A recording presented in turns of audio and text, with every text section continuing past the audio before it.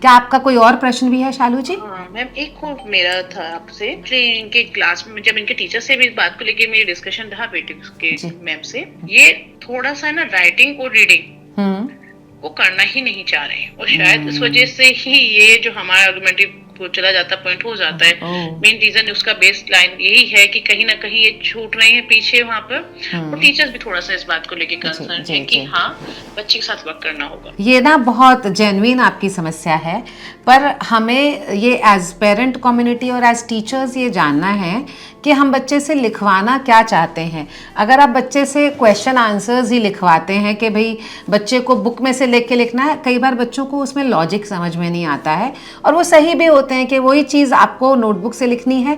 और अगर आप उनको फ्रीडम देते हैं कि बच्चे का एक इंडिपेंडेंट थॉट प्रोसेस हमने as parents as schools raise किया है, और बच्चा अपने अपने प्रश्न के उत्तर को अपनी तरफ से लिख सकता है, तो वो उनको एनकरेज करता है।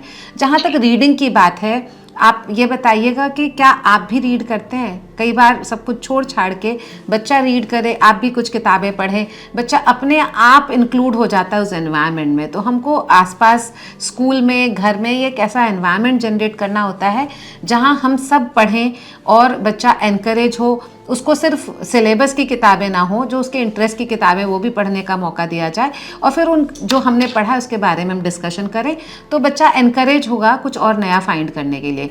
क्योंकि अब जो पीढ़ी है वो सिर्फ एग्ज़ाम के लिए रटने में विश्वास नहीं करती। तो जो अभी क्या है कि हम लोग बहुत एक ट्रांसफॉर्मेशन के दौर से गुजर रहे हैं एज स्कूल्स और एज फैमिलीज ऑल्सो। तो जो बच्चा वेल इन्फॉर्म्ड बच्चा है, उसको कोई लॉजिक ही नहीं समझ में आता है कि वो रट के उन प्रश्नों के उत्तर देगा और एग्ज़ाम के लिए तैयारी करेगा। उसकी लाइफ में कुछ रिसर्च होगा, कुछ इंटरेस्ट बेस्ड होगा, कुछ थॉट प्रोसेस बेस्ड होगा, कुछ इंडिपेंडेंट होगा, तो वो ज़्यादा इंटरेस्ट लेगा। शालू जी, मतलब आप कहना क्या चाह रहे हैं कि घर में रीडिंग टाइम को दिया जाए, या बुक्स इनका जो सिलेबस है उनसे अलग इनके लिए कुछ बुक्स प्रोवाइड कराई बिल्कुल जाए? बिल्कुल सही समझा आपने।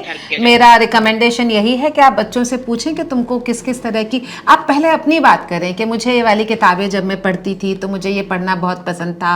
वो कॉमिक्स भी हो सकते हैं, वो कहानी की किताबें भी हो सकती हैं।